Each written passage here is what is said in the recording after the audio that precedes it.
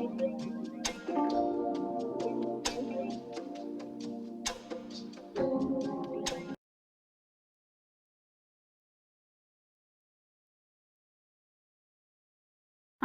வணக்கம். எல்லாரும் எப்படி இருக்கீங்க? இன்னைக்கு நம்ம ஆயத்தி கிச்சன்ல என்ன பார்க்க போறோம் அப்படின்னா, சூப்பரான ஒரு சுண்டல், காராமணி சுண்டல். இது எப்படி செய்யறதுன்னு பார்க்கலாம்.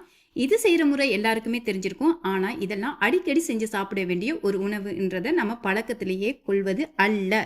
இன்னைக்கு ஆயத்தி கிச்சன்ல உங்களுக்கு செய்து காட்டணும்னு ஆசைப்பட்டேன். ஸோ 500 கிராம் காராமணி எடுத்து நல்லா ஓவர் நைட் ஊற வச்சுருக்கேன். முதல்ல இது நல்லா ஊறணும், அதுதான் முக்கியம். ஸோ இப்போ ஊறினதுக்கப்புறம் பார்த்தீங்கன்னா சிலதுகள்லாம் மிதந்து நிற்கும். அதெல்லாம் நல்லது இல்லைன்னு சொல்லி நீங்கள் வந்து குப்பையில் போடக்கூடாது. அதுவும் நல்லது தான். நல்லா ஊறினபடியாக அது கொஞ்சம் மிதந்து நிற்குது. ஸோ இப்படி அமர்த்தி பார்த்தீங்கன்னா நல்லா ஊறிடுச்சின்னு அர்த்தம். நல்லா கழுவிட்டு அது முழுக கொஞ்சம் தண்ணி சேர்த்து அது கூடவே ஓரளவு உப்பு, அதாவது நான் இதில் 1 டீஸ்பூன் உப்பு சேர்க்குறேன், சேர்ந்து கலந்து விட்டு வேக வச்சுக்கலாம். ஒரு 10 நிமிஷத்துலேயே அவர் நல்லா வெந்துருவார். அதுக்கப்புறமா இந்த தண்ணியை நம்ம வந்து ஃபில்டர் பண்ணிடணும். காராமணிகளை மட்டும் எடுத்துட்டு தாளிப்பு சேர்க்கலாம். சூப்பராக செம்மையாக இருக்கும் நம்ம காராமணி சுண்டல். உங்களுக்கு தெரியும், குத்துக்கடலையிலேயே மரூன் கலரில் ஒரு குத்துக்கடலை இருக்குது. இதெல்லாமே நல்லா பொரியல் பண்ணி சாப்பிட ரொம்ப சூப்பராக இருக்கும். இதெல்லாம் நம்ம அடிக்கடி சாப்பிட வேண்டிய ஒரு விஷயம், ஆனால் சாப்பிட மாட்டோம். பாருங்கள் எவ்வளோ மை போல வெந்திருக்குன்னு. இப்போ இன்னொரு கடாயில் நம்ம வந்து 1 டேபிள் ஸ்பூன் நல்லெண்ணெயோ இல்லை கடலெண்ணெயோ சேர்த்துக்கோங்க. சேர்த்துட்டு அதுக்கு கடுகு 1 டீஸ்பூன், நல்லா கடுகு பொரிஞ்சு வாசனை வரணும். அது கூடவே 1/4 டீஸ்பூன் சோம்பு ஜீரண சக்திக்கு ரொம்ப நல்லது, நான் அடிக்கடி சொல்லியிருக்கிறேன். அது கூடவே பார்த்தீங்கன்னா ஒரு சிறிதளவு துண்டு இஞ்சை நீள நீளமாக வெட்டி சேர்த்துருக்கிறேன்.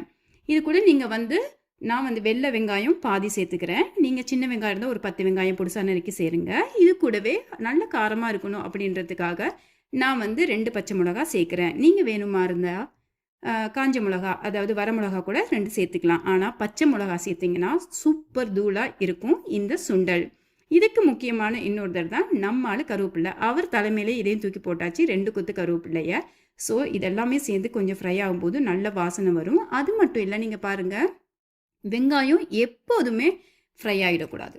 கொஞ்சம் கடிக்கிற தன்மையில் இருந்தால் தான் நமக்கு சுண்டல் சூப்பராக இருக்கும். இப்போ நல்லா வெந்த இந்த அழகான காராமணியை டப்புன்னு அவர் தலையில் கொட்டி இதமான சூட்டில் வச்சு நம்ம இவரை தாளித்து எடுத்துடலாம். பாருங்கள், பார்க்கவே கலர்ஃபுல்லாக சூப்பராக இருக்குது இல்லையா? இவருக்கு இன்னொரு ஆள் சேர்க்கணும். அவர் யாருன்னா நான் சொல்ல மாட்டேன் அப்படின்னு இல்லை, சொல்லுவேன். தேங்காய் பத்து.